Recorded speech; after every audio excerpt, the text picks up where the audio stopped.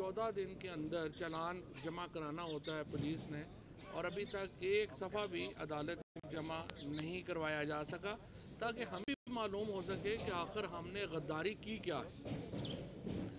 मैं फिर पूछता हूँ कि अगर जेलम के MNA, पिंडदादन खान का MNA, आपके रावलपिंडी का MNA, आपका मियाँ वाली का MNA, ये सारे गद्दार हैं, तो आखिर पाकिस्तान में फिर पाकिस्तान रियासत के साथ कौन है?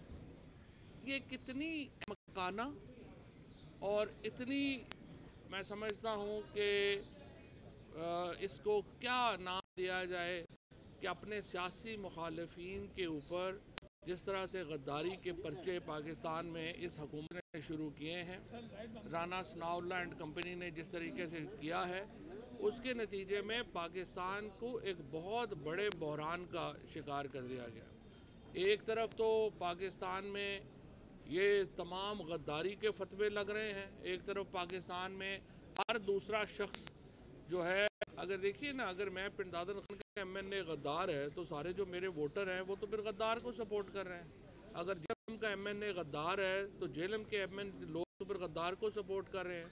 अगर शेख रशीद गद्दार है तो पिंडी के लोग जो हैं वो फिर गद्दार हुए।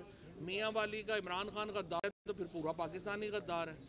ये इस तरह की बचगाना अहमकाना पॉलिसीज़ के नतीजे में पाकिस्तान को 1970 में बहुत बड़ा लॉस का हुआ कतर में। और अगर आप ये इस बचगाना अपने सियासी मुखालिफिन को दबाने के लिए बातें करेंगे, ये कॉलोनियल इरा में होता था, जब अंग्रेज़ यहाँ पर हुक्मरानी कर रहे थे, उस वक्त अपने सियासी मुखालिफों को इस तरह के पर्चों में डाला जाता था। बोल उड़ाएगा सबका होश, भूल जाएंगे सब अपना जोश।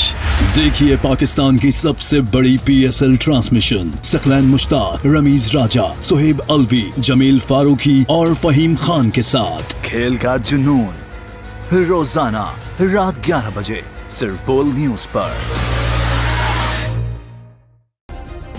सब्सक्राइब करें और बेल दबाएं ताकि कोई खबर रह न जाए।